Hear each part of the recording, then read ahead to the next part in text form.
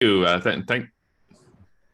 Thank you for that kind introduction. So here, I'll just share my screen here. I'll just jump right to it. So we'll talk about some research that we've conducted here at the Smart Prosperity Institute with generous support from the Ontario Home Builders. We'll talk about this report. I'll throw in a little bit of extra data of some additional reports that we've released over the past few months. Give us sort of a big picture of what's happening in Ontario, and then we can narrow it down to the Perth and southwestern Ontario region. So the first thing to understand is that before the pandemic, in the 5 years before the pandemic, Ontario grew by about 1 million people. And this rarely, if ever, happens. Normally, we grow by about 600 to 800,000. So we had a big population boom, and everyone needs a home. So obviously, that creates demand for housing.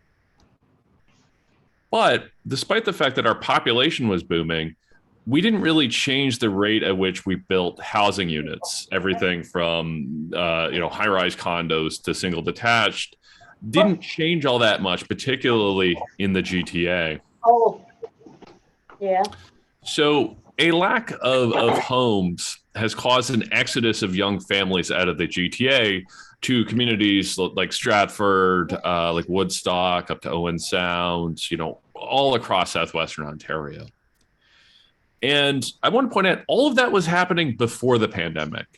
The pandemic has caused that to basically just escalate. So a lot of the trends we were seeing before the pandemic are now more so after the pandemic. So, and there's going to be ups and downs in the housing market. There very well may be a correction. We don't know that, but the long-term outlook is still that we're going to need at least 1 million new homes in the next 10 years. So demand for housing of all forms is going to continue to be high. So let's talk about the growing province. So on this chart here, I'm going to throw a lot of charts at you. I'm a chart guy. On the sort of right-hand side of this, we see that Ontario grew by about 1 million people over the last 5 years. That is very, very rare. And if we go back in previous 5-year periods, as you can see, we tend to grow anywhere from about 600,000 to 800,000 people or so. Back in the 80s, we had a baby boom and we grew by about 1 million. This time was different, though. And why we grew was not because we had a baby boom. It was partly because of increased immigration, but it was also partly due to some changes that the federal government made starting under Harper, but continuing under Trudeau. Basically we have a lot of international students coming into Ontario, into our colleges and universities. And the policy environment that we've set allows them to get a diploma or degree at one of our colleges or universities, work for 3 years after under the postgraduate work permit program, and then apply for permanent residency. So Ontario has seen an influx of a lot of really bright, ambitious people between the ages of 18 and 25 who are sticking around and wanting to start families. And that's a fantastic thing, so long as we build all the infrastructure to support that growing number of families. So let's talk about what happened to home building. Now, home building did go up a little bit in the last 5 years. I mean, just drive through Woodstock, you'll see what I mean, or Lucan, or so on. But the number of housing units across Ontario only went up about 12% from the previous 5 years, despite the fact that our population was growing 60%, not 60 times, 60% faster, right? So our home building only went up by about 12%, but our population was going up by about 60% compared to the previous 5 years. So there was a big mismatch. And how we can illustrate this mismatch is not looking at the number of people, but actually looking at the number of new families in Ontario. Generally speaking, for every new household that the province has, you need a new house, one household, one house. And traditionally that a home building keeps up with the growth in the number of families. Sometimes we build a few more homes. Sometimes we have a few more families. Over the last 5 years, that didn't happen. We built about 350,000 homes of, again, all varieties. but we added about 415,000 families. So we were short about 65,000 units, and that's created chronic housing shortages that were occurring before the pandemic. And the pandemic has just escalated these trends. So this is what happened in the city of Toronto.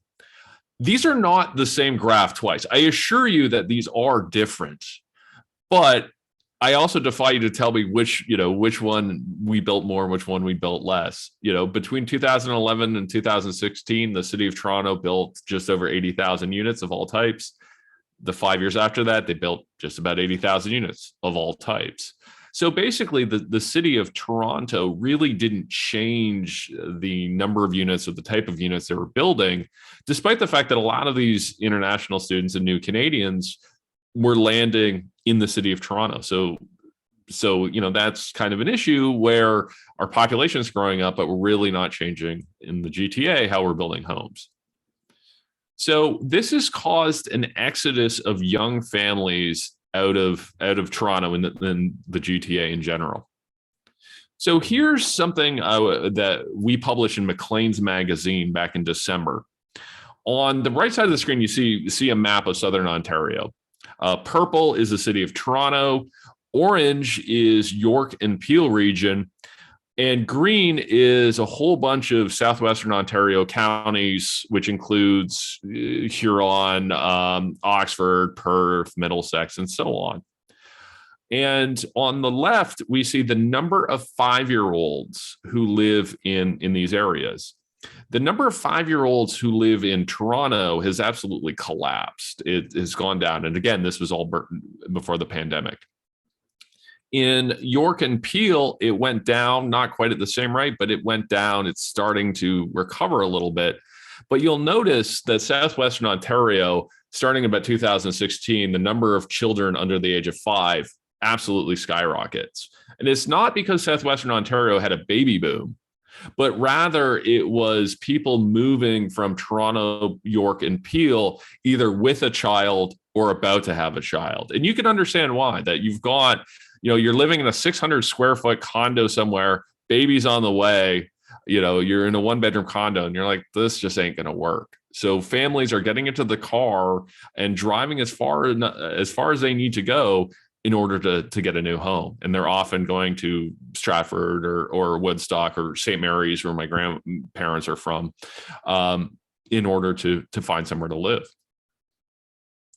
And when I say young families, we can actually track the age of the people who are leaving. So on the bottom of this graph, we see people by age. How old are they? And the line indicates how many people by age are leaving the city of Toronto and York. And we see that it's mostly young kids. The most common age to leave the Toronto region is 0. That is under 12 months. That is the most common age to leave. The 10 most common ages to leave are between the ages of 0 and 5 and the ages of 28 to 32. Well, it's obvious who's leaving. It's 30-year-old parents with their 1-year-old children. That's who is moving to places like Stratford. It's not the only people who are moving. You can see there are a lot of people moving in their 50s and 60s as well. That's not 0, but the largest cohort is this young families. So if we go, I could show, I only did Perth here. I could have shown the same data for Huron or Oxford, and that's actually in the report, Baby Needs a New Home. But if we look at just Perth, including Stratford, if we look at why the population grew, there's basically 5 reasons why a place can grow in population. It can either attract a bunch of international students. Perth did that a little bit, but that wasn't a big source of growth. It could get new immigrants. Again, Perth did that, and more than in previous times, but it wasn't a huge amount. You could get people moving there from other parts of Canada. For the most part, that didn't happen. That's called interprovincial. But what did happen was called intra-provincial, basically people moving from other parts of Ontario. That's where the bulk of the growth came from. The other is basically births minus deaths. So, basically you could grow by having a baby boom. But, most of Perth's growth about 2/3 or 3/4 of the population growth that occurred at Perth was people moving in from the GTA. And I want to point out all of this data I've shown you so far, everything I've discussed up until this point, this is all stuff that happened before the pandemic. This has nothing to do with the pandemic. But the pandemic has accelerated these trends. So if we look again, if we go back to our Toronto, York, and Peel in southwestern Ontario, and we look at the number of kids who are moving to these regions, the number of kids under the age of 5, you see it goes 2019, City of Toronto lost about 6,000 kids under the age of 5 to the rest of the province, goes down to about 7,000 in 2020, and then almost 10,000 in 2021. So, this exodus, this out-migration from the GTA towards southwestern Ontario has really picked up steam during the pandemic. And other groups, and I could show you data for other groups, and it would show the same thing, just not quite to the same extent. And we all know what this has done to home prices across southwestern Ontario. You get this sort of exponential increase. So, what's going on? Well, first of all, obviously we have record low interest rates, which allow people to put bigger down payments on houses. You get all these bidding wars. You've got a large segment of the population who's done really well during the pandemic, really well financially, right? Because they can't go on vacation, they're not commuting to work, they're saving a bunch of money, and they're throwing that money into anything from the stock market to vintage guitars to the housing market. You're also seeing a big increase in the number of people who are purchasing 2 homes. That they may live in Toronto and then they're buying a home in Bobcaygeon or Stratford or wherever, but oftentimes they're keeping their Toronto home. So you've got a lot of buyers, usually, unless it's a first-time home buyer or an estate sale. Usually, if somebody's buying a home, they're also selling one at the same time, and that kind of helps keep supply and demand in check. That's not happening right now, that we have a lot of people buying homes without selling them. And then finally, you get this sort of fear of missing out happening where people go, okay, I got to get into this market now because if I wait another 3 months, I'm going to have to pay another $100,000. So you've got, you have a market where you've already got a ton of shortages, and then you layer all of this on top of that. So that raises the question, okay, well, what happens next? Well, we know that interest rates are certainly going to rise. And we also know once the pandemic ends, people are probably going to sell one of their 2 properties. The big question is going to be which one. Do they keep the house in Toronto or do they keep the house in Stratford? So this is going to deflate the balloon a little bit. We will see, we will, are we going to keep going up 30, 40% a year? No, but, this is going to take the pressure off. But in the long term, demographic change is going to ensure high levels of housing demand. And then this population boom, and I hope I'm not running over time, almost done here. This is expected to continue. The Ontario Ministry of Finance says their forecasts say that the population is going to grow even faster than it did in the last 5 years, particularly once the pandemic ends and all the international students come back. What does this mean for Perth? Well, Perth generally grows by a few hundred people a year. They're saying from this point forward, expect Perth to grow by 1,000 people every year, every year for the next 25 years. And I think this is likely an under forecast. It's probably going to be higher than that because these numbers, first of all, don't take into account some changes that the federal government has made to the immigration system, including higher targets. So what we do in the report is we give demand forecasts for housing for every county in Ontario. Here's the numbers for Perth. If you want them for Oxford or Huron or Bruce, you can go to the report and check them out. So the takeaways from this: Ontario's population boom is expected to continue. We believe we're going to need at least 1 million net new homes in the next 10 years. The province is actually talking about 1.5 million, and I think that's a prudent plan. And this is really driven by young families looking for new housing. If we don't build that housing, we're going to have a real problem in this province attracting and retaining talent. We're already seeing young people move to places like Atlantic Canada because of a lack of housing. And while house prices are going to be volatile, we're going to have these big swings up and these big and potentially big swings down. We shouldn't lose sight of the bigger picture, that in the long run, there's still so much demand for housing out there simply due to population growth. So I'll leave it there, and I'm really looking forward to the Q&A. Perfect. Thank you so much, Mike. So yes, we will be going back to Mike and have our Q&A. And as I mentioned, if you have questions at the end of all of our speakers, then we'll put the questions into the chat at the side. And then Joni Gerber will be our moderator coming up for anyone that arrived a little bit late. We still have people also arriving. So as I mentioned, I have recorded this for anyone that arrived late, so you will be able to see the full presentations. I'd now like to introduce to you Nancy Orr, who is a facilitator of action and principal of Nancy Orr and Associates. She has spent the past year working on her master's with a research focus on what it takes to bring housing affordability to non-metro areas, and is here today to share some of her preliminary findings. Nancy has a diverse technical and academic background, including a degree and a diploma in environmental science, a University of Waterloo Economic Development Program certificate, and she is currently working on finishing her Master of Science at the University of Guelph.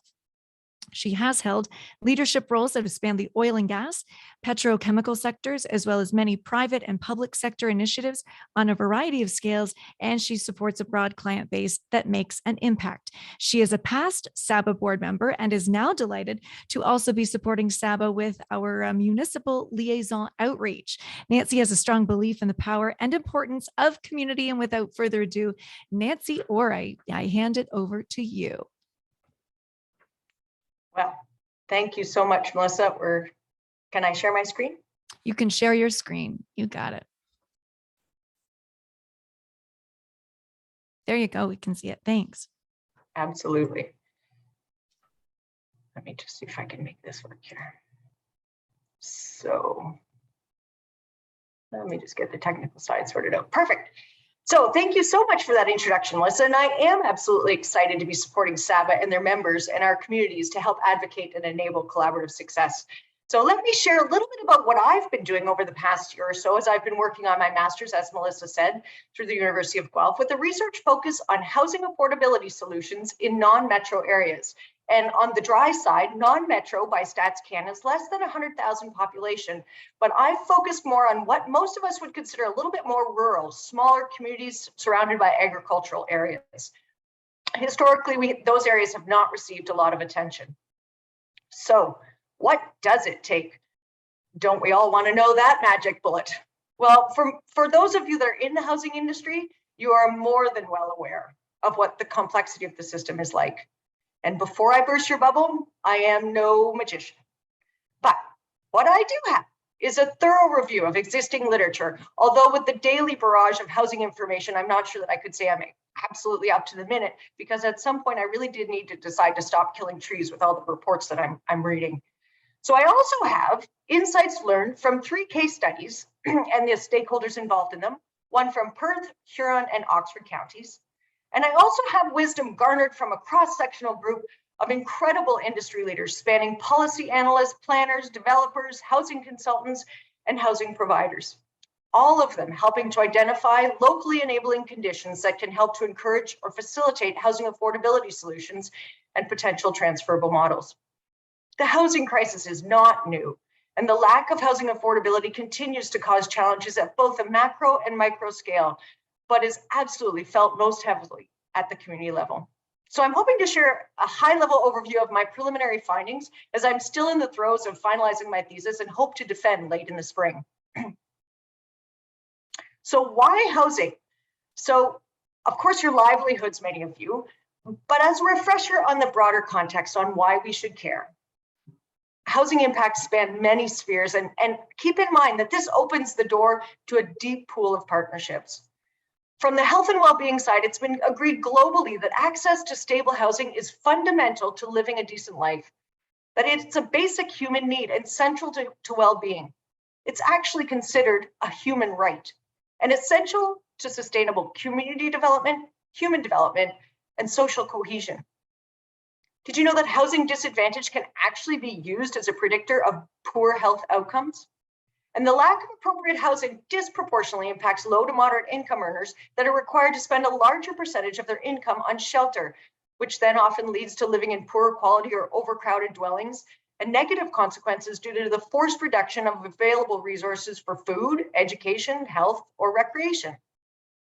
On the environmental sphere, the environmental consequences and carbon costs from the expansive scale of our large lot single-family residential trends includes increased direct and indirect emissions from natural resource usage, reductions in green space, and environmental impacts as a result of increased fuel and commuting requirements, all of them posing a challenge to our goal of becoming a lower carbon economy.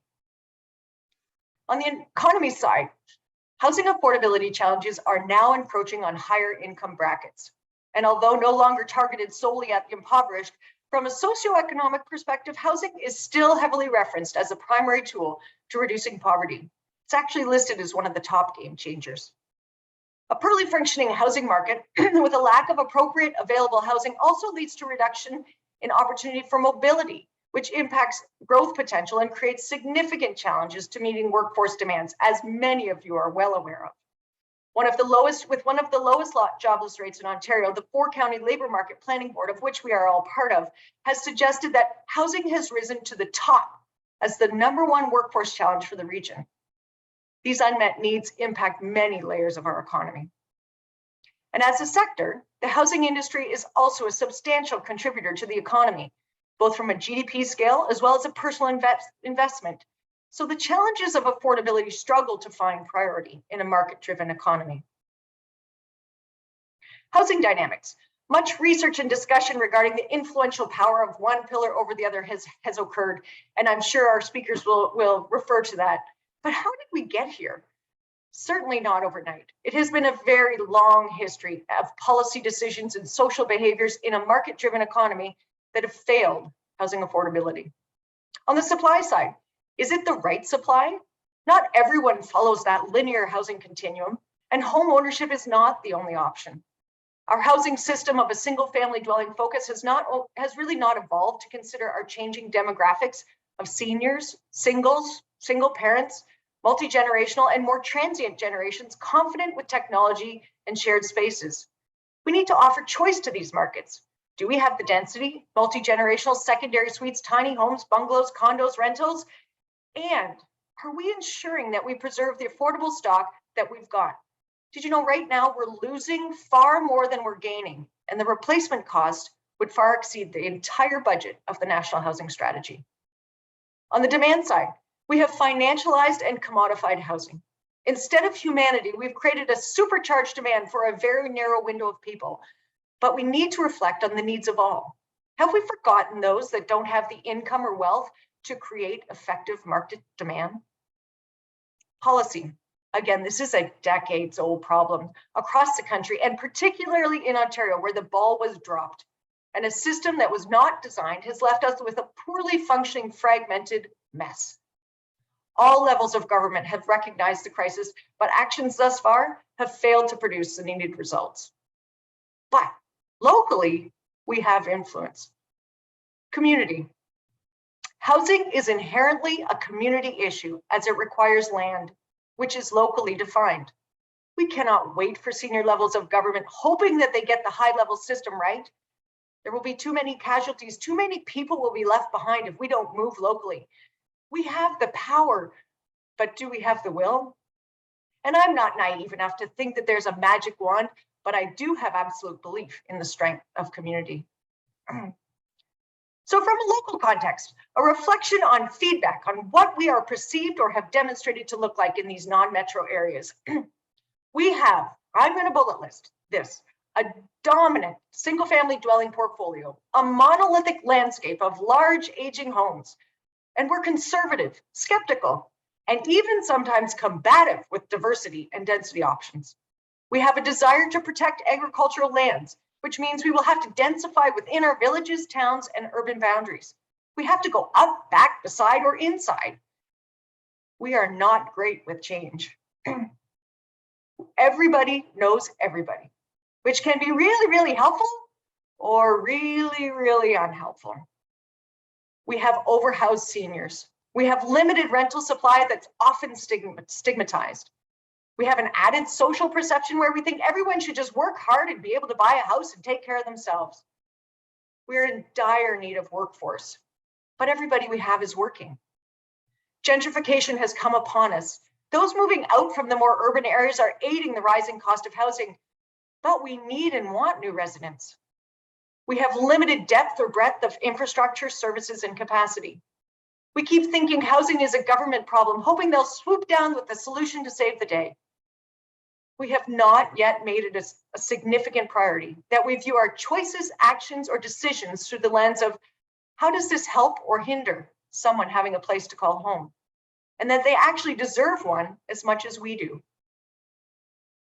We are not yet willing to commit or be brave enough to state that we will not accept that any of our fellow citizens should be without a stable home, because we still have solutions we have not yet tried. But what we do have, we have a strong social connections, we have a community allegiance, and we can be nimble, innovative, and action-oriented. We have shown that time and time again. So with data from 1988 to 2020, which was quite a feat to find through Huron Perth Association of Realtors, CMHC, StatsCan, and many university librarians, the trend has been building with a catapult in the last 5 years. Again, using Stratford as an example, but they are not alone, the same as for Huron, Perth, Oxford. Rental costs have increased at a similar pace to incomes. Home sale prices have increased at least twice as fast. And in the past 5 years, if we project a similar historic trend of incomes, average home sale prices have increased over 5 times the rate of incomes in Stratford. In North Perth, it's closer to 6 times in the past 5 years. And across Perth County, in the past 5 years, house sale prices have increased 74%, over twice as fast as the previous 27 years, and 5 to 6 times the rate of incomes. Huron County prices have increased 84% between 2015 and 2020. In Stratford, Perth County, and St. Mary's, up to the 40th percentile income percentile cannot afford any market level rent for any type of dwelling. And you have to be in at least the 70th percentile to afford a 2-bedroom rental. Of the housing options available in Oxford County, there was no vacancy or a wait list on all forms of tenure, save limited capacity and home ownership. However, none of those were affordable for those with below medium income levels. And we know it's only gotten worse in the last year. Now, keep in mind, rental data can be deceiving. We have rental increase controls, but renters are stuck. With a lack of availability and vacancy decontrol, they can't move to a closer or more suitable space as current market rates await them. And the lack of availability has also created a highly competitive market for both financially and in broadening the landlord's choice of tenants. So, learnings. Community action for local impact. We must recognize that we cannot wait. It's up to us to get started and keep pushing forward. Test out some creativity and be brave facing risk. We cannot wait for the right funding opportunity to come down from above. Funding programs have not been or don't show to be consistent yet. They create winners and losers, and we cannot wait to be a loser with the hope of being a winner. Plus, we'd have to have the capacity to make sure we always have a project at the ready that fits the program of the day's criteria. This is a national scale crisis, but the impacts are profoundly local. We need to act. Land. This seems to be the primary enabling condition. Without it, nothing happens. If you have underutilized land or vacant land, new facilities to include a housing component, or a structure that could be repurposed, you, my friend, are the belle of the ball. On the role side, it's an attitude. We all play a part on the housing stage. We need to find our place and contribute. Find the story and the personal connection that motivates you and connects you to housing need. Other than your business income and your business operations, perhaps you have overhoused aging parents. Or maybe you are the ones aging and hope that there'll be PSWs available to help us. Or maybe you have kids that are still living at home because there's nowhere for them to go. Or I suspect many of you have struggled with a shortage of workforce, having to go back on the tools to fill the void or decline projects or extend deadlines. We all have a story to motivate us to act. So where do you fit? Political will. Are you an elected official of municipal staff, which can be engineering, planning, building, economic development, or social services? Or perhaps you work for an approval agency.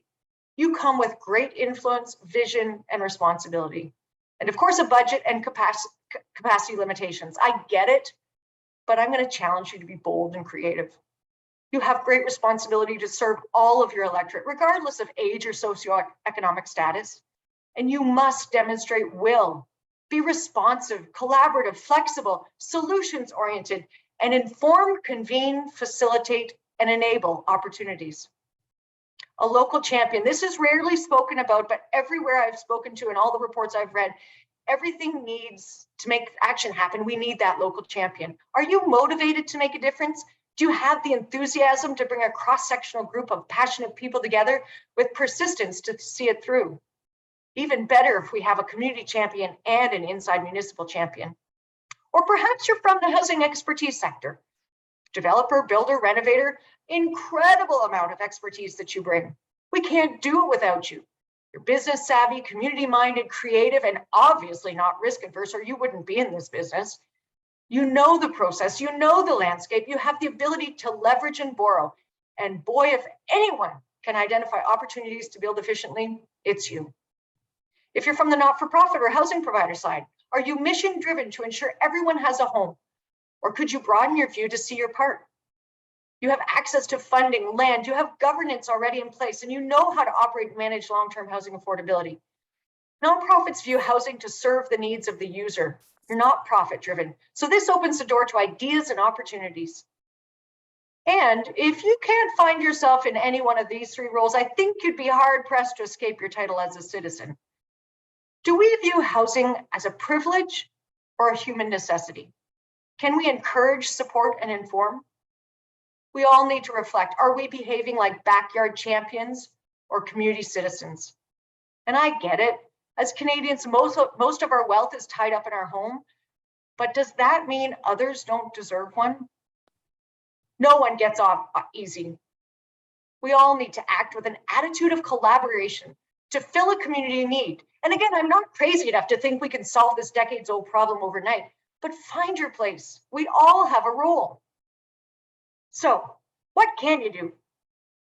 Often we don't know what to do, so we do nothing. We can't start from a clean slate to build a robust, fulsome system like we want. We can't put that toothpaste back in the tube. We have to figure out how to operate within the parameters of poor past decisions. But we can act locally. We can put flexibility in the rules and we can remove barriers. So many models and ideas that have come out at me over this past year. What to think about, what is possible. But let me just get your brain moving by throwing a few ideas out, just to get your ambition intrigued. Consider what is possible and how can you help. If you're an elected official or a municipal staff member or a public sector staff member, you set the strategic vision and policy. Walk the talk. Be the champion. Set the priority and expectations and the policy to enable it. Does your policy align with the provincial directives? Because it's there to support us. Zoning, is it flexible, especially with infill, with parking space requirements, setbacks, and lot sizes? Can we reduce minimum square footage requirements to be similar to what a condo or an apartment allows?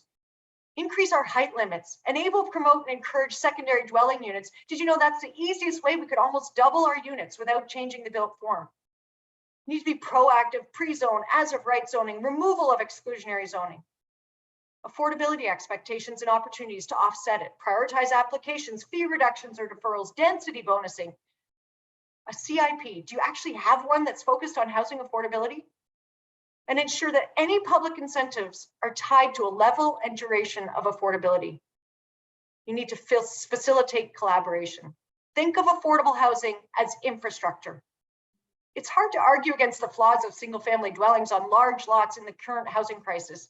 The logic that if a piece of land could be zoned for one single-family home or a 4-story building, the latter would certainly provide more housing, would be cheaper per unit, and would be more environmentally sustainable. Be responsive, return calls, emails, be solutions-oriented and collaborative. Everyone's busy, but recognize the impact of extended timelines on the end users because they're the ones that pay. Do you have underutilized or proposed new public facilities we could incorporate a housing component into? Rec centers, libraries, fire halls, police stations, public health units, they've all had housing incorporated in them. Do we have surplus public land that could be put out for a nonprofit pilot project or tender for housing affordability, diversity in form and tenure, or sustainability? And you know what? They don't have to be ugly. There are some incredible models out there. Or are there abandoned private facilities that you could encourage and enable repurposing and partnerships? You need to advocate, facilitate, and educate. If you're a local champion, perhaps bring a disparate group of action-oriented people together. Think broadly: healthcare, hospitals, seniors, newcomers, industries, social, faith-based, private, public, not-for-profit, financial, and convene a conversation. Be that agent of change we need. Connect and activate the activators. Unearth and enable opportunities. Share your enthusiasm and motivate around a collaborative vision. Build that groundswell that we need, and whatever you do, don't give up. This is not a quick fix. Hang in there. If you're one of those experts, it's all about partnership and collaboration, public, private, nonprofit. If you're from the private sector, what market are you serving? Could you expand it? Could you do rentals, condos, multi-generational, smaller homes, infill densification, or repurposing? Are you working proactively and collaboratively with the municipality and neighbors to enable density? Do you offer to include secondary suites when you build, or have them roughed in and ready to add? What kinds of alternative building models could you consider? Perhaps modular. Can you include a nonprofit affordable component in your next development and partner with a nonprofit provider to manage or sustain the long-term affordable units? Consider donating a housing unit versus cash as a charitable gift. Or as a landlord, what rental rates do you need to make to have a profit, but still sleep at night knowing you've contributed to serving a community need? If you're a nonprofit, how does your mission influence or incorporate housing affordability? Do you have underutilized facilities or land? Are you working proactively again with the municipality and private sector? Have you considered a mixed model ranging from deep affordability to over market rates to enable financial viability? Have you considered adding a commercial component to offset costs? Some have built full market buildings that as they're paid off, they transition to affordable. Have you looked at alternative financial models to enable home ownership and equity building? Equity sharing, sale price restrictions, and do you have a mechanism to ensure long-term affordability? Locate underutilized or surplus buildings to repurpose. Consider expanding or intensifying your existing housing units. And my favorite that so often gets overlooked, especially in rural communities, leverage what you have to do more. The trick there is we need to have the capacity and energy to do it again. Sometimes it's exhausting to go through this process, but don't give up. Collaboration. Buy those underperforming low rental buildings. Many have fallen to the REIT type organizations. We need to get in that game. Collaborate to purchase and manage those buildings that are at risk of going to market rates at the end of their operating agreements. And have you considered social financing or community bonds? And finally, on the public citizen side, get informed on the need and impact. Be supportive and encouraging. YIMBY, not NIMBY. Do you have space at your place? Perhaps an accessory dwelling unit, a secondary suite, co-living, strata units, multi-generational. These provide additional dwelling units, but also an income stream for you. Collaborate to create your own solutions. There have been certain examples where seniors have sold their houses to fund the development of their own condo units or downsizing options. Have you considered co-living or multi-generational? Again, all of this is about collaboration and partnerships with an intentional goal. So, to end on an inspiring quote from a colleague and housing advocate: no one can do everything, but we can all do something.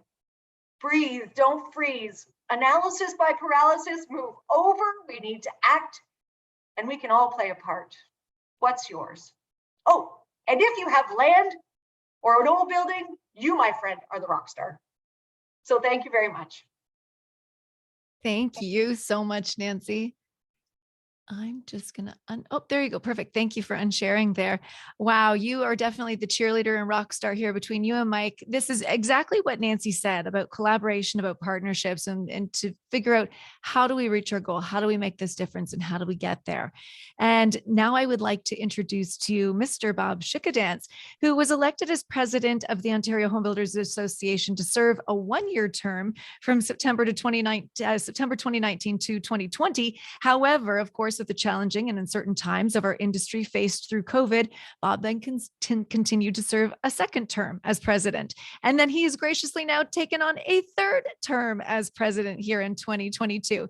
So as you can see, of course, Bob is very dedicated to our industry.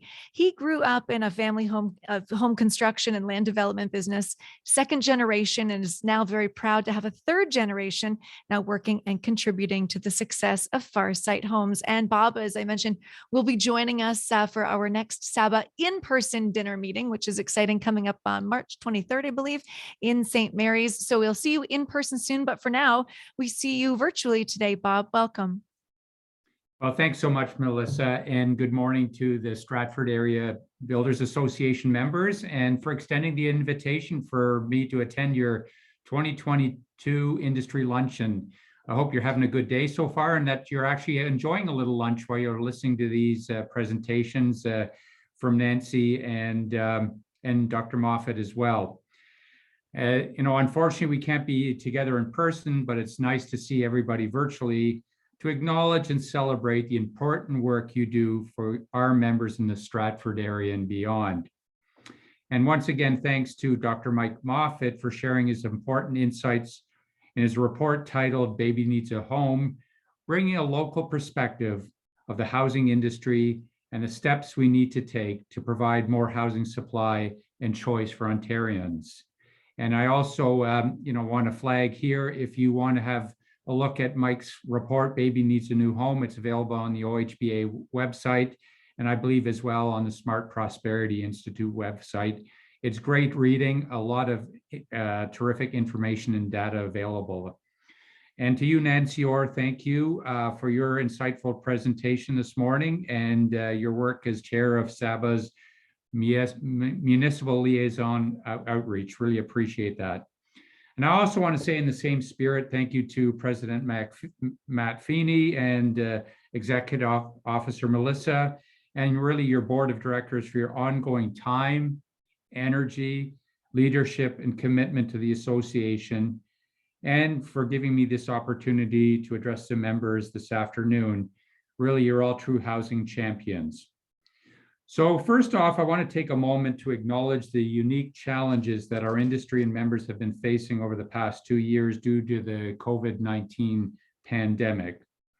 And despite these challenges, you, our members, have adapted quickly to the new and ongoing COVID-19 public health requirements.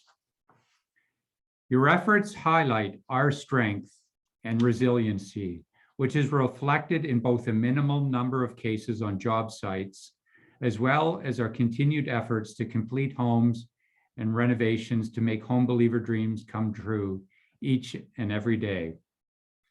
In fact, with a workforce over 450,000 in residential construction, the number of infections related to job sites is only, and I say only, in the order of 500 since this pandemic started. That's an amazing and a true testament to the outstanding work and commitment all of you are making. And thank you for keeping our industry safe and a job well done. There's no doubt we're all in this together, and our 27 local HBAs, OHBA and CHBA have worked together like never before to advocate for you, our members, at all levels of government throughout this pandemic. And that's why I strongly believe that membership in the association matters, especially at times like this, when we're all working together to keep our job sites and customers safe, while continuing our important role of delivering keys for home believers in Stratford and beyond. I think it's important, let's not forget, that through the efforts of OHBA and member volunteers, our industry was declared an essential workplace. And for the most part, our builders and renovators have been able to continue their important work, making it possible for homeowners to move into their new or renovated home. These are individuals and families who otherwise would have nowhere to live during this COVID-19 health crisis. And I want you to just think for a minute what the impact would have been on your business if we all faced the same restrictive measures that were imposed on the retail and hospitality industry. This remarkable positive outcome of our advocacy really highlights the true value of HBA membership. Remember, this didn't happen by accident, rather through the collective efforts of our HBA family. And I thank all of you for that. Now, as we've heard from Dr. Moffatt in his presentation, in the years to come, there will be millions of new families and individuals looking for a home they can afford in communities like right here in Stratford. This outcome has been echoed by the recently released Housing Affordability Task Force report, which outlines a number of measures long called for by OHBA that would dramatically increase our ability to bring more housing supply and choice to the market faster than ever before. Essentially, we welcome this report and call on provincial government to implement these measures as soon as possible so that we can get to work building more homes for current and future Ontario families. We all know that Ontario is the best place in the world to live. And as we heard, over the next decade, there will be another 2 million people that will call this province home. To help accommodate this growth, we need to build at least 1 million homes in the next 10 years. In order to build these homes, we need to start getting serious about addressing the looming shortage of skilled trade workers in Ontario. In fact, over the next decade, the province's construction industry will need 100,000 new workers to keep pace with the growth and the number of skilled trades set to retire. That's why OHBA, through the Ontario Skills Development Fund, launched the Job Ready program with the assistance of Inequality to take action and respond to the shortage we face. I'm proud to say that our industry and members have stepped up and are providing new opportunities to enter the skilled trades through this program. As of today, with the goal of providing 150 work placements, we now have 73 employers with 193 job seekers registered with the program. These are great outcomes and a great start. Ourselves at Farsight Homes are currently participating in this program, and a big thanks to other members who are as well.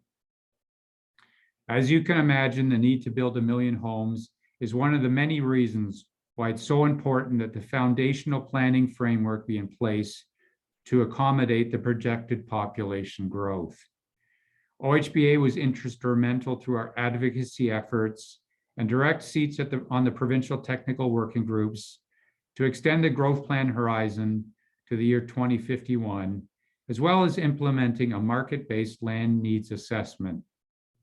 It's vital that we're prepared for the pending growth, not only from a land use perspective, but also to provide the necessary infrastructure to support this growth. Finally, I want to speak briefly about the year ahead. Just as we did following the 2008-2009 recession, our sector is positioned to be the key driving force behind Ontario's economic recovery. There will be thousands of new home believer families looking for a home they can afford in communities across the province. With a provincial election this summer and anticipated pre-election budget, there's a great opportunity to address the alarming shortages we face. With the upcoming provincial budget, the OHBA team has been working hard, sharing our priorities with decision makers and highlighting ways our industry can reignite Ontario's economy. Before turning things over to SABA President Matt Feeney, I would like to highlight an important insight from Mike's presentation, reiterated as part of the Housing Affordability Task Force report. If Ontario wants to meet the expected population growth and family formations in the decade to come, at least 1 million homes need to be built in the next 10 years. Young families and individuals are leaving urban areas like Toronto, York, and Peel to drive until they qualify to find family-friendly, attainable housing.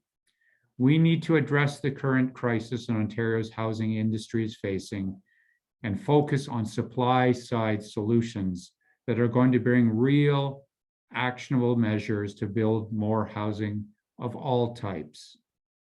It remains clear that baby needs a new home is a driving factor in today's housing market and will continue to be so over the next decade to come. The growth is real, it's here today, and it's here to stay. Our membership, united as one voice, is the key to solving this problem. Ignoring this dire situation, as pointed out, is not an option. Again, thank you to our members for stepping up and your commitment to the necessary health and safety regulations to keep job sites safe. Yes, we're all in this together. We need to keep each other safe by constantly improving health and safety protocols on your job sites, offices, sales centers, and ultimately in people's homes. There's a lot of important work ahead, and I know, and you need to know, I should say, that the association locally, provincially, and nationally are working to support you. Thanks, and remember the challenge. We need to build those 1 million homes. Be a housing champion. Thank you. Thank you, Bob.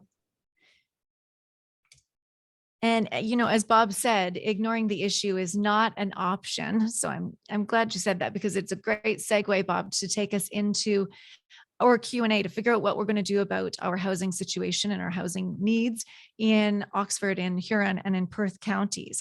And so we're going to move into the session part with our Q&A with Joni Gerber, who is going to be our moderator this afternoon. I believe we're just hitting 12 o'clock now. So Joni Gerber is, if you don't know her, she is the CEO of Invest Stratford, where she supports Stratford's varied business economies, encouraging growth, expansions, attractions, and new partnerships. As a Stratford native, Joni is deeply committed to pursuing excellence while maintaining both a global vision and a local perspective. Previous experience includes roles with both the Waterloo and Stratford Accelerator Centers. You might know her from the Perth Community Futures Development Corporation or the Stratford Perth Center for Business. Now, Joni holds a degree from the Wilfrid Laurier University and is also the past board chair for the Stratford District Chamber of Commerce. So without further ado, Joni, I turn things over to you as our moderator this afternoon. Thank you so much, Melissa. And I'm inspired by all three presentations and by the audience that we have with us. Zoom is always tricky, and many of us, I think, are in some level of Zoom fatigue. So I'm so pleased to see the number of and diversity of audience participants today. So there are a couple questions in the chat, and I'm going to do my very best to direct them to one first of our presenters and then kind of open up the floor. So the first one is from Susanna Reed. The Perth County Planning Department is introducing discussions regarding attainable housing with all new housing developments. Now, this question is for SABA in general, but perhaps, Bob, I'll turn it over to you. Could SABA or the OHBA offer any suggestions about what types of planning and municipal tools may be required to generate new attainable units? So good. I think it's afternoon, Joni. Thanks for the question. I'll try to address it. And I'll go back actually to Nancy's presentation. What resonated with me towards the end of the presentation is the real need for collaboration and partnership. And when our municipal officials and regulatory authorities start talking about attainable, affordable housing and how are we going to accomplish these goals, we also have to have immediately the discussion about partnerships and how this is going to work. Gone are the days where, I believe from my perspective, is the chances of success are slim to none if the position is, well, our industry you guys could just go in the corner and figure it out how to get the thing, achieve these goals. It's about achieving partnerships. So there's opportunities in terms of development charges or accelerating projects, timelines. And Nancy also spoke to how long it takes a project to come to fruition. And time is money. We all know that saying. And statistically, there's a lot of information around, but statistically, the average time it takes for a project to go from sort of raw dirt and delivering keys to a homeowner is in the order of 10 to 15 years. Well, there's always reasons why there are delays, but if it takes that long, there's something fundamentally wrong with the system. I mean, it's mind-blowing that something could take that long, and no wonder we find ourselves now in this crisis. So what can be done is have real meaningful discussions, SABA members, your association, with what I call our industry partners, our regulators, municipalities. What does a partnership model look like? How can we collaborate and achieve these goals? We as an industry can't do it alone. We need that support and work together. Thanks so much, Bob. Nancy, anything that you would like to to add to that, just in terms of some practical ideas that Susanna could take back? There are so many policy options, and we're not even talking about the provincial and federal side, because honestly, that is a huge systematic challenge that we have great people working on. Whether they're going to end up where we want them to be or not, it's another story. But so bringing it down to the more localized level, there are absolutely policy options that our municipalities can deal with. All of them, I will hear, there's no doubt, all municipalities say it takes money, it takes capacity. We don't have that. We need a CIP, but all the studies that need to go in to do that, or inclusionary zoning, oh my goodness, that takes so much study. But you know what, again, we're back to the point of we need to find the priority and set it. I love the comment that silos don't solve and hollering doesn't help. So we need to get out of those silos, and we need to stop screaming and just sit around the table and say, all right, there are a million things we could do, but we just need to pick one and do it. And I would challenge our municipal side. Number one, they need to be brave. They just need to be brave and be willing. Thank you so much. That's great feedback. So the next question, and Mike, I'll ask you to weigh in here. So Eddie Matthews is asking, will an interest rate hike become the catalyst for a correction in the housing prices, or can municipalities use property tax tools to enhance development opportunities? Anything from your research that speaks to Eddie's question?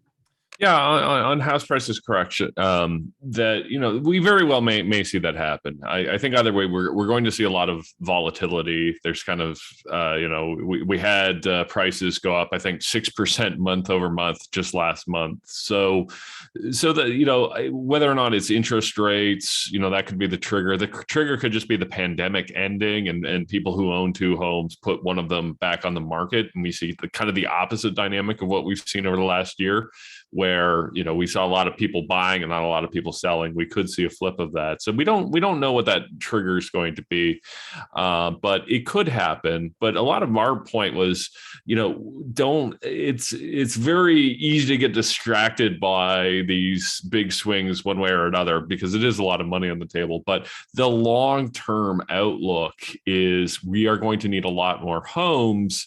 And, Bob talked about the sort of bottlenecks that are there. So we have big regulatory bottlenecks that the province is addressing, and I know municipalities are addressing as well. There's a big labor issue that needs to be addressed, and so on. So I think those are the important things. The municipalities don't have that much control over where prices are going to go. Those are going to be set by other factors, and even so, the trigger on housing might not even be domestic. It might be something that happens in the United States. We saw that in 1990, and it could happen again. So again, I always say this is going to go up, this is going to go down, but we really need to be playing the long game here.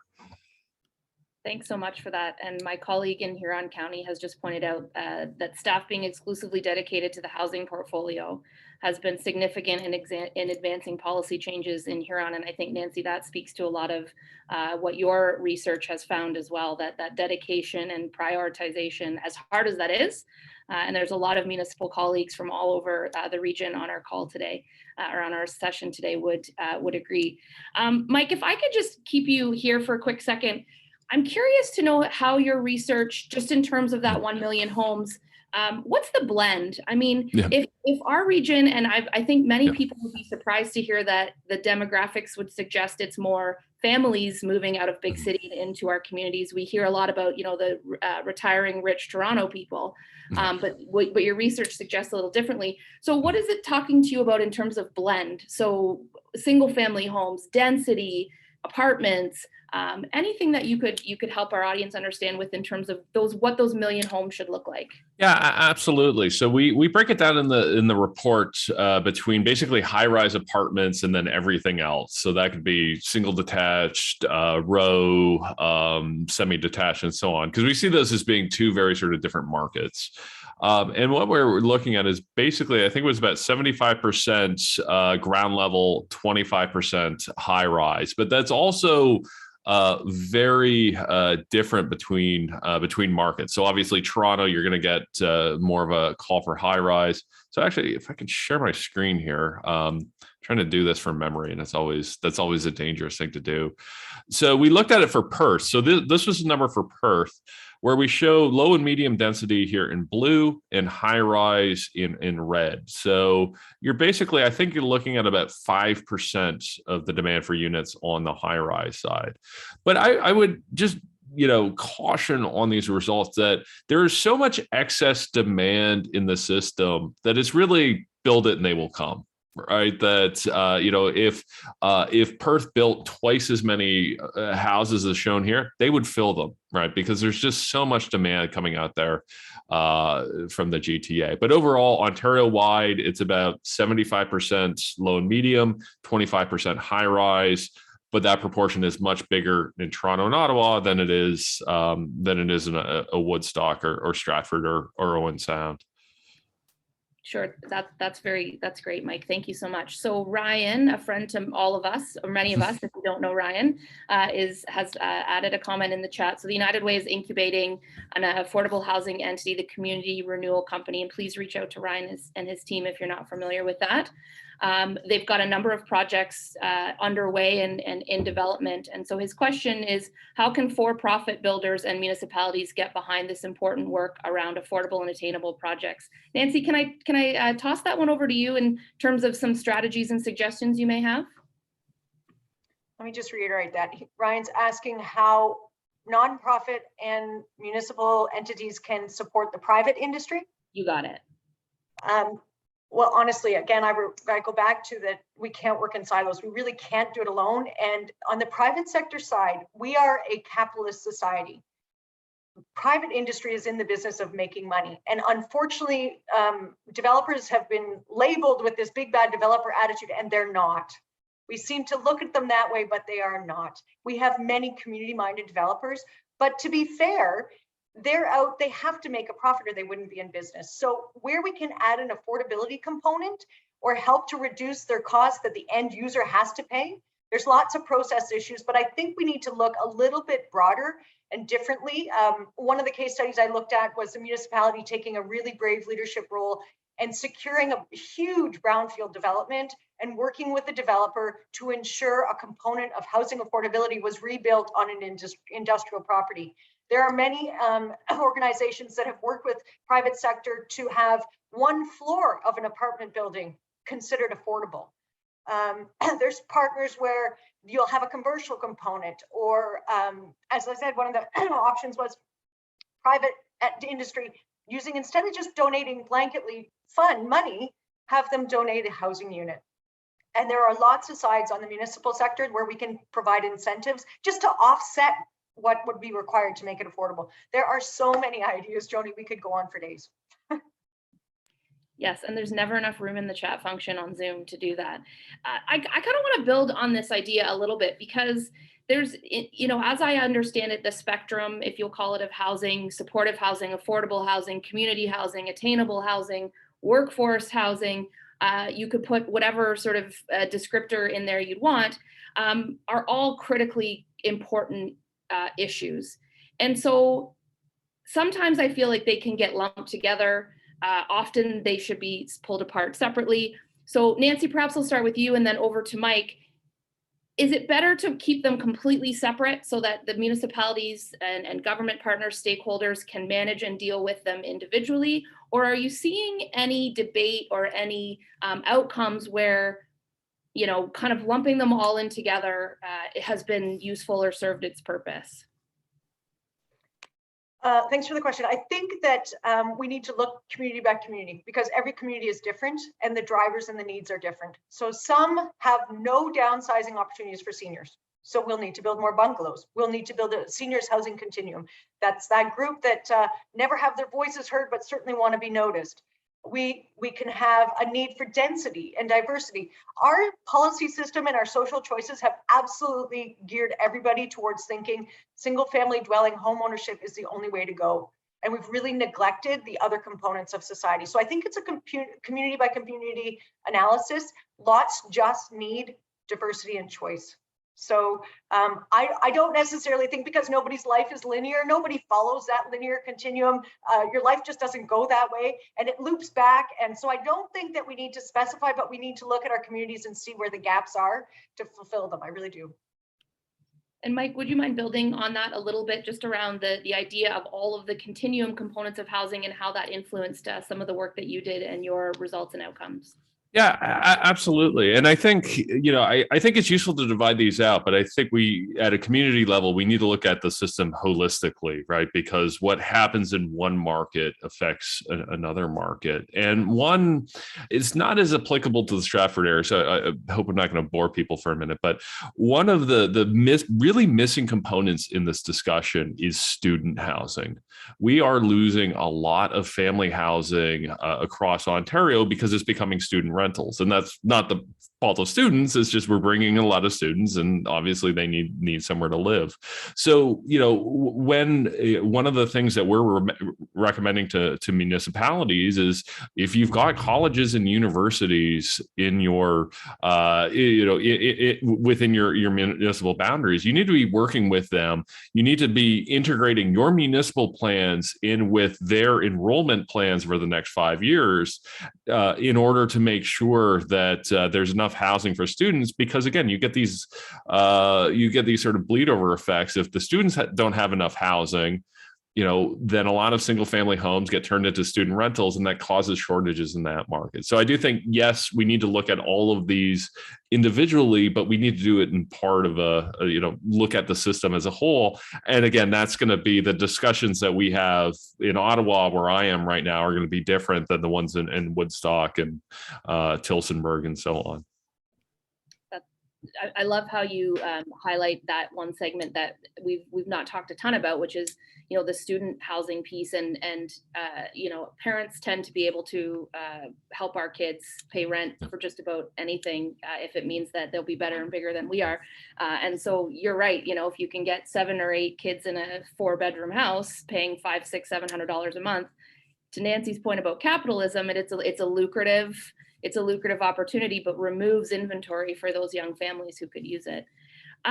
So I'm going to take a bit of a turn here and talk about YIMBYism and NIMBYism, because I think, we did some research with our development community as well, and there was a big discussion around the timelines, and all 3 of our guest speakers have talked about that today.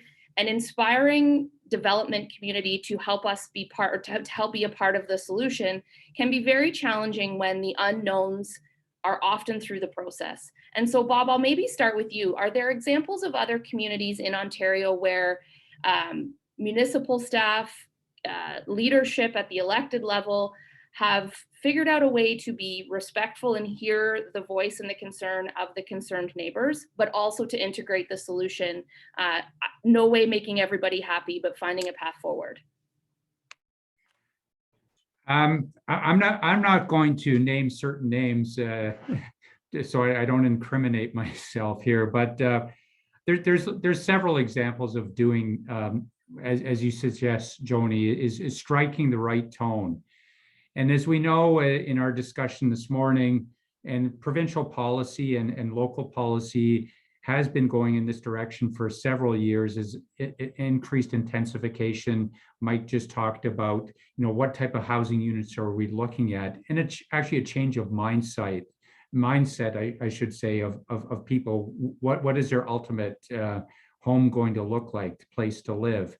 And that's sort of a shifting a little bit. And but in order to accommodate, if we're trending towards intensification and utilizing our community resources, our hospitals, our schools, our transit, sewer and water infrastructure, we don't talk about that enough, and that's a huge component of providing housing. We also have to make sure that in those built-up communities, there is actually opportunities to create this housing. And when I say opportunities, are there infill parcels? Is the zoning in place to allow for conversions of underutilized industrial or commercial properties? And then finally, when it comes to decision-making time, those bold decisions that have to be made that this, that the use is going to change and there's going to be more density there, perhaps medium density housing in a predominantly low-rise residential area. Unless those bold decisions are made to plan in that direction and say that we're going to accommodate a growth in that certain manner, is all for naught, because if we can't implement, we're not creating the units. So all around bold decision and creative thinking. I mean, that resonated again with Nancy's presentation to me. We've got to start, going in that direction, not gently, but full speed. Put the gas pedal to the floor and create what I call those housing opportunities. Because if we don't, the situation is going to get worse. And the proof is in the pudding. I say to a lot of people, as a homework exercise, even if you may not be in the market and you're fortunate to have a house, just go out in the weekend, try to buy a resale house or buy a new house, whether it's in Stratford or Mitchell or whatever the case may be. You're not going to be surprised. You'll be shocked how difficult that exercise is. Regardless, even if you have an infinite budget, it's just not there. And that just highlights not our industry saying it, but what's really happening out there. We're in a very dire situation right now. Thanks so much, Bob. So what you're telling me is I shouldn't go around on open houses to see what everyone else's kitchen renos look like. I should actually go around to see how hard it would be in order to buy that house. I understand. Thank you. Nancy, anything you want to add to that, sort of how we it's such a balance. And I think, there's always the fear that we're going to remove or limit the public process. And I don't think that's the case, but bold choices, interesting decision making. What are your thoughts? You're so right. And recognizing that as Canadians, most of our wealth is tied up in our homes, and that our single family dwelling privilege is something that, and to speak to the interest rates, I don't know that that's going to fix it, because you still need to find that down payment, save that to go buy a house. So that's why we can't forget the rest of the people. But when it comes to NIMBY, there are so many opportunities that have been derailed due to public outcry or misguided information, or just scared of change and fearful of impact on, again, our biggest investment. Proactive communication. I really believe that, and many of the stakeholders I've spoken to have suggested that, to be honest, transparent, say, this is what I'd like to build and this is what I need to do it. And what do you need? What are your concerns? And can we come up with collective decisions that everybody will benefit? We need to also recognize that in non-metro areas, we really haven't had a lot of great exposure to innovative or beautifully designed affordable housing units. So people are really skeptical. By nature, us as rural people are skeptical of outsiders. So something new, we need to make the effort. And I think the municipal side can really take a leadership role in informing. Our private industry needs to take an approach, a really proactive approach with communication. Don't be scared of talking to the neighbors. It's just going to bite you in the end. And have solutions-oriented discussions and be honest. Personalize it to see your connection and hope maybe for a little bit of self-reflection and compassion with a broader community view. I think that one of the interesting comments I had heard from one of the stakeholders was to offer priority access for tenancy or ownership to the adult children of the neighbors. So then you become an asset versus a deterrent. I thought that was a very clever idea. And somebody else had said, you know what, if it's not going to be in your backyard, it's going to be in somebody else's. So let's just take that off the table. You know what, that item's got to be gone. And just because people have lower incomes than us doesn't make them bad people. We have to also remember that repurposing or adding existing units may help because it doesn't change the built form. But I worry that by imposed or feared or concern, our municipalities put higher density and diversity on greenfield sites where there are currently no neighbors to complain. But you know what, segregation has never proven positive in our history. I just don't think it has. And one resource, the BC housing. Now, I haven't spoken much about BC, but they are an incredible province, how they've handled housing. They alone will achieve the national housing targets without the rest of us. So they have a single entity. It's an arm's length corporation with one person that makes a decision. And they have a program that they're championing called Build Homes, Not Barriers, that provides resources and tools to help educate and alleviate NIMBYism. So you can certainly look that up as well. So we only have a little bit of time left, and I just see, of course, there's 3 questions in the chat. So this is like rapid fire round. Get ready. Nancy, what is SABA currently doing to further or open discussions with municipalities within our region on this topic and more? And as a key part of our Municipal Liaison Committee, could you help us understand that part? And that's Brett Bickle. Go ahead, Nancy. Ready, set, go. Right now, we are just rebuilding all our municipal liaison committees. We have a Stratford one that we've just reinvigorated. We have just started to reach out to St. Mary's, and we intend to build one with Perth County. There are many issues that the builders have to work with on municipalities, and housing affordability will be one. Nancy's good on the rapid fire. Okay, Mike, over to you. Following Bob and Nancy's bold decision theme, what responsibility does the municipality bear from your research in relation to the housing industry? Is it possible to flip the current paradigm of the municipality being the gatekeeper of housing development toward a much more leadership-oriented role? Yeah, I think it's possible. And I suggest, as Bob does, to look over the Ontario Task Force report, which I think if these recommendations do go through, I think will kind of flip this on our head a bit and sort of change what municipalities can and can't do. So absolutely, I think there needs to be some additional responsibility there. And one other thing I would point out is as municipalities do their planning, make sure that they're using up-to-date immigration forecasts. I've seen ones in, I've worked with municipalities and they're using Chrétien era numbers, and it's 2022 and Jean Chrétien is long retired. So let's move into the 21st century here. Thank you so much. And I just want to make sure we highlight in the chat for the participants that Denise has shared some of Huron's residential intensification guidelines and talking about some of this housing friendly review guidelines. So please check out what they've done. Bob, we have 2 minutes. What is the one thing you want the members of SABA and all of the participants in this event today to take away and go and do tomorrow and in through 2022? Oh, one item. That's okay. So I think the need to have open dialogue and collaboration and really drilling down on the root cause of the issues that we're facing is so apparent. I mean, I can't stress this enough. Like never before, the time to work together to overcome these issues, because our industry, is a default is always it's very complex. It's complex, and yes, it is. But we have to work together. We talked about, I know we're virtual right now, but I'm sure if I asked a show of hands to the members here in terms of the level of difficulty just on boots on the ground to build homes, and is there land and lots available to build homes? Is there the entitlements in place? I mean, all sorts of issues, and all these pieces really have to come together if we're going to make a meaningful change and a meaningful impact. So one thing I can say without a shadow of a doubt, we all are in this boat together and we got to work together to resolve the issues. That was excellent. You all did so well. Rapid fire, on the spot, in the chat, 1 word or less. Well done. Great panel. Over to you, Melissa. Thanks for having me. I found this conversation to be inspiring.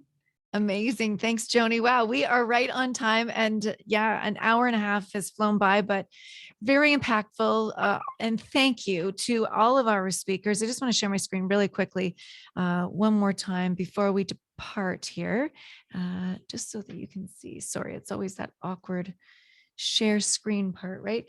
But just again, so you can say, to reiterate, thanks again to Mike and to Bob and to Nancy and Joni for moderating today.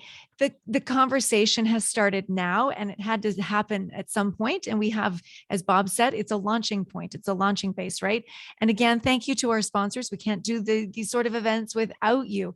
Enbridge, MTE, MS2 Productions, Progress, Simply Divine Designs, Feeney Design Build, TN Construction, and Libro Credit Union. And without further ado, before we depart, I would like to hand things over one last time here. Let's stop sharing the screen. And I would like to introduce you to Matt Feeney, our SABA president here. He's got a few words before we depart. Matt, how you doing today? Oh, I'm good here. Can't wait to hopefully next year we can do this industry luncheon in a venue again. It was good about 3 years ago when we had it in Stratford. But I just want to say thanks to everybody who came out today, went on the call, gave us an hour and a half of your time. I noticed there's a lot of you that aren't members and not that are members. So that's just great to see the interaction of both communities. I'd like to thank Mike and Nancy and Bob for sharing your wealth. Yeah, there's a lot of knowledge here in the last hour and a half, and a lot of great dialogue. And I'd like to thank Joni for keeping the questions coming. And yeah, it was good. And then I guess, yeah, I just want to thanks to everybody again for coming out. And if all you non-members have any questions about this or want to be more engaged on these topics, just get a hold of me, Melissa, Nancy. We definitely like to hear from you.